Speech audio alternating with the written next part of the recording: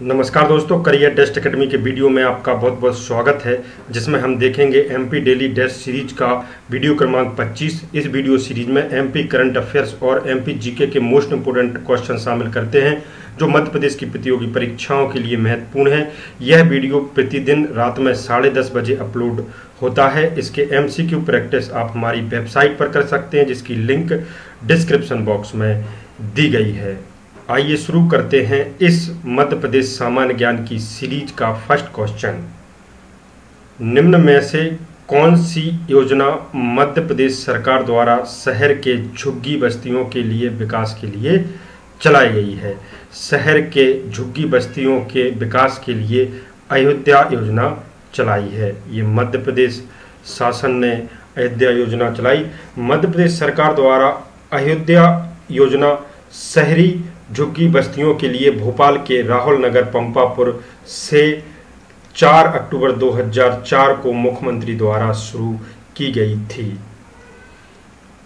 मध्य प्रदेश बिना ब्याज किसानों को कृषि ऋण देने वाला देश का पहला राज्य कब से बना? ये 1 अप्रैल 2012 से 1 अप्रैल 2012 से जो भी किसानों को ऋण दिया गया उसमें बिना ब्याज वाला दिया गया, जो भी कृषि ऋण दिया गया। चमत्कार के लिए प्रसिद्ध सयाद और पिजो की 2 कब्रें मध्य प्रदेश में किस स्थान पर खड़ी हैं? ये सयाद और पिजो की ये सयाज और पिजो की अलग अलग 2 कब्रें हैं, वो मध्य प्रदेश में विजयनगर शिवपुर में खड़ी हैं साहब। विजयनगर शिवपुर जिले की तहसील है विजयपुर एक कुंवारी नदी पर स्थित है, मतलब कुंवारी नदी के किनारे ये विजयपुर स्थित है। त्रिकाल चौबीसी जैन मंदिर किस जिले में स्थित है? त्रिकाल चौबीसी जैन मंदिर ये अशोकनगर जिले में स्थित है। अशोकनगर त्रिकाल चौबीसी जैन मंदिर के लिए भारत में प्रसिद्ध है, जहां की भूत भविष्य एवं वर्तमान काल के 24 जैन तीर्थंकरों की मूर्तियां विराजमान हैं। प्रसिद्ध स्थान श्री आनंदपुर है, जो कि श्री अद्वैत परमहंस संप्रदाय का वैश्विक मुख्यालय है। कहाँ स्थित है? ये आनंदपुर बहुत ही अच्छी जगह है और अशोकनगर जिले में पड़ता है। इसमें कहा जाता है कि ये जो मंदिर हैं, जो भी अद्वैत परमहंस संप्रदाय के, इसके चारों ओर एक नदी है, नदी टाइप की है, मतलब वो सीमेंटेड नदी है, उसमें पानी बहता है और यहाँ पे एक बढ़िया सुंदर सा दरवाजा है। कहा जाता है कि माधवराव सिंधिया यहाँ पे दर्शन करने गए थे, तो वहाँ पे क्या है, जूता नहीं उतारे थे उन्होंने, तो यहाँ के जो संप्रदाय के जो भी लोग हैं उन्होंने दर्शन नहीं करने दिए थे, जब माधवराव सिंधिया जो है वो अस्कुला गुना अशोकनगर से सांसद भी थे। तो ये दुनिया भर में साल में 2 बार बैसाखी एवं गुरु पूर्णिमा के दौरान उनके शिष्य अपने गुरु से आशीर्वाद लेने आनंदपुर की यात्रा करते हैं। बहुत अच्छी जगह है ये, यहाँ पे बहुत साफ सफाई भी मिलती है दोस्तों। खजुराहो के प्रसिद्ध विष्णु मंदिर का निर्माण यशोवर्मन ने करवाया। इस मंदिर में उसने श्री विष्णु मूर्ति की स्थापित कराई थी, जिसे उसने किस नरेश से प्राप्त की थी? ये वहाँ पे जो विष्णु मंदिर का निर्माण कराया था यशोवर्मन ने। ये प्रतिहार शासक था देवपाल, उन्होंने ये जो है वो मूर्ति दी थी बैकुंठ ये भगवान की, विष्णु भगवान की। खजुराहो के प्रसिद्ध विष्णु मंदिर का निर्माण हर्ष के पुत्र, ये हर्ष जो ये यशोवर्मन था, ये हर्ष का पुत्र था और ये लक्ष्मण वर्मन भी कहा जाता था इसे। इस मंदिर में उसने बैकुंठ की श्री विष्णु भगवान की मूर्ति स्थापित करवाई थी, जिसे प्रतिहार शासक देवपाल से उसने प्राप्त की थी। मदन बर्मन के चांदी के 48 सिक्कों की एक निधि किस जिले से मिली है? मध्य प्रदेश में मदन बर्मन चंदेल शासक था, ये रीवा से एक निधि मिली है, सिक्कों की 48 सिक्कों की निधि मिली है। मदन बर्मन चंदेल वंश का प्रमुख शासक था। इससे 6 अभिलेख मध्य प्रदेश के छतरपुर, अजयगढ़, पपौरा और खजुराहो से प्राप्त हुए हैं।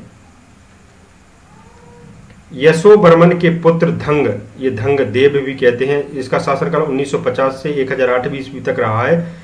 खजुराहो में कौन सा मंदिर नहीं बनवाया था? ये धंगदेव ने खजुराहो में बहुत प्रसिद्ध मंदिर बनवाए हैं। बैद्यनाथ मंदिर बनवाया है, पार्श्वनाथ मंदिर बनवाया है और विश्वनाथ मंदिर बनवाया है, लेकिन जगन्नाथ का जो मंदिर है वो खजुराहो में है ही नहीं है और ये मंदिर नहीं बनवाया था। ये यशोवर्मन के पुत्र थे धंगदेव और ये 1950 से 1008 ईस्वी तक इन्होंने शासन किया है, चंदेल वंश के शासक। और खजुराहो में विश्वनाथ, पार्श्वनाथ तथा वैद्यनाथ आदि के मंदिर बनवाए हैं इन्होंने। विद्याधर किस वंश का ऐसा शासक था जिसने महमूद गजनबी की महत्वाकांक्षाओं को सफलतापूर्वक विरोध किया था? उस समय ये चंदेल वंश का शासक था, मतलब उस समय ये प्रतापी राजा इसलिए हुआ क्योंकि इसने महमूद गजनबी की महत्वाकांक्षाओं को सफलतापूर्वक विरोध किया था। विद्याधर जो 1017 से 1029 तक चंदेल वंश का ऐसा शासक था जो भारतीय शासक था जिसने महमूद गजनबी की महत्वाकांक्षाओं को सफलतापूर्वक विरोध किया था। मध्य प्रदेश सरकार द्वारा मध्य प्रदेश झील संरक्षण प्राधिकरण की स्थापना कब की गई थी? मध्य प्रदेश सरकार द्वारा मध्य प्रदेश झील संरक्षण की जो स्थापना की गई थी वो वर्ष 2004 से की गई थी। मध्य प्रदेश झील संरक्षण प्राधिकरण जल संसाधनों के संरक्षण प्रबंधन हेतु एक प्रमुख सलाहकार संस्था है। इंदौर में पारसी क्रिकेट क्लब की स्थापना कब की गई थी? इंदौर में जो पारसी क्रिकेट क्लब की स्थापना की गई थी तो वर्ष 1890 ईस्वी में की गई थी और पारसी क्रिकेट क्लब के साथ ही मध्य प्रदेश में क्रिकेट की शुरुआत मानी जाती है। भोपाल में स्थित आपदा प्रबंधन संस्थान को एक समिति के रूप में सोसाइटी अधिनियम के तहत कब पंजीकृत कराया गया था? ये जो आपदा प्रबंधन संस्थान है भोपाल में वर्ष 1995 में एक समिति के रूप में सोसाइटी के अधिनियम के तहत पंजीकृत करवाया गया था। आपदा प्रबंधन संस्थान का मुख्य उद्देश्य प्राकृतिक एवं मानव जनहित में आपदाओं के दुष्प्रभावों को समुचित रूप से सामना करने की क्षमता का विकास करना एवं आपदाओं से होने वाली क्षति को न्यूनतम स्तर पर सीमित करने के लिए शासकीय, अशासकीय एवं जन सामान्य को प्रशिक्षित करना इस आपदा प्रबंधन संस्थान का मुख्य उद्देश्य है। सीप नदी के किनारे कौन सा शहर बसा हुआ है? सीप नदी के किनारे ये जो श्योपुर बसा हुआ है, सीप नदी के किनारे श्योपुर शहर बसा हुआ है। सीप नदी मध्य प्रदेश के श्योपुर जिले के अंतर्गत आपदा डैम से निकलती है और यह सीप नदी चंबल नदी में रामेश्वर त्रिवेणी संगम में जाकर समा जाती है। श्योपुर सीप नदी के दाहिने किनारे पर स्थित है। जो श्योपुर है वो सीप नदी के दाहिने किनारे पर स्थित है। किस जिले में स्थित कदवाहा नामक स्थान पर प्राचीन शिव मंदिर गढ़ी और बीजासेन माता मंदिर के लिए प्रसिद्ध है? ये किस जिले में स्थित कदवाहा, एक कदवाहा नामक स्थान है, वहाँ पर प्राचीन शिव मंदिर है, गढ़ी है और बीजासेन माता मंदिर है। तो ये है अशोकनगर में, अशोकनगर में है कदवाहा। ये फेमस स्थान तो नहीं है लेकिन बीजासेन माता का ये बहुत पुराना स्थान है दोस्तों। यहाँ पे बहुत सारे लोग ये यहाँ पे दर्शन करने जाते हैं और इसलिए ये प्रसिद्ध है। अशोकनगर जिले का एक छोटा सा गांव है कदवाहा, वहाँ पे प्राचीन शिव मंदिर गढ़ी व बीजासेन माता मंदिर के लिए यह काफ़ी प्रसिद्ध है। भोपाल में आपदा प्रबंधन संस्थान की स्थापना कब की गई थी?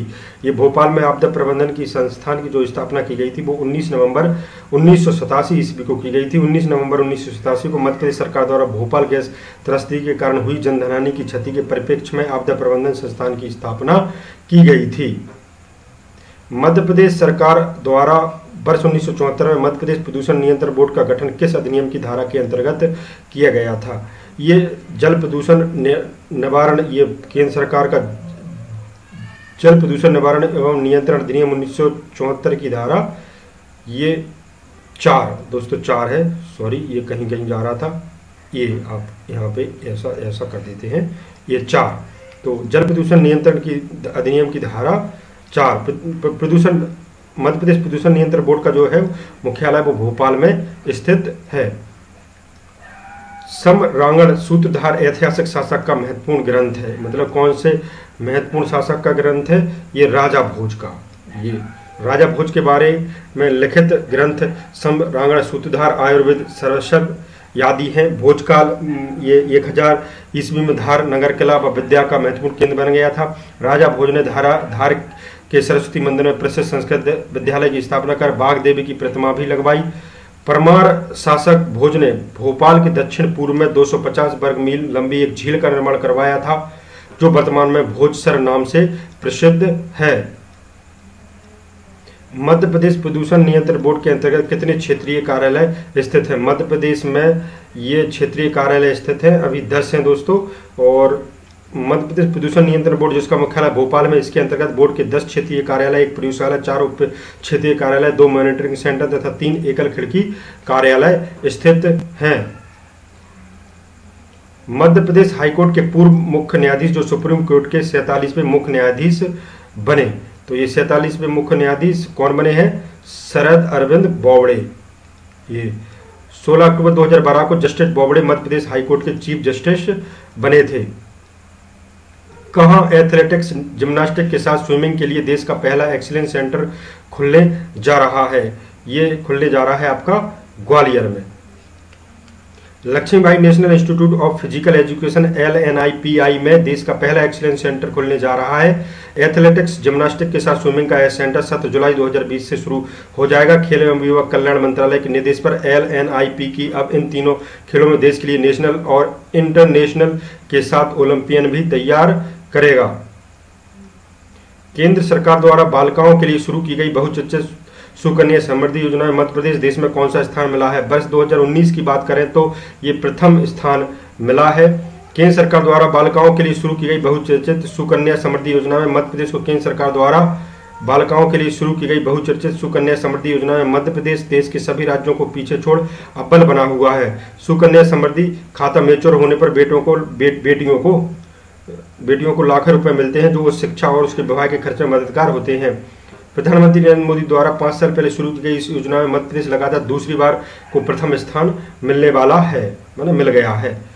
Rock art society of India का 3 दिवसीय अधिवेशन 27 फरवरी 2020 से कहाँ आयोजित किया गया है? ये 27-28 फरवरी को भोपाल में आयोजित किया गया है। मुख्य अतिथि SR मोहंती अधिवेशन के शुभारंभ सत्र के मुख्य अतिथि थे और अधिवेशन का आयोजन पुरातत्व अभिलेख एवं संग्रहालय और पर्यटन अधिवेशन का आयोजन पुरातत्व अभिलेखागार एवं संग्रहालय और पर्यटन विकास निगम के संयुक्त तत्वावधान में यह किया गया है। अधिवेशन शैलचित्र कला अध्ययन की विद्या के संस्थापक मध्य प्रदेश निवासी पद्मश्री डॉक्टर BS बाकड़ को समर्पित रहा था। डॉक्टर बाकड़कर ने वर्ष 1957 में रायसेन जिले के अंतर्गत भीमबेटका के शैलचित्रों की खोज की थी।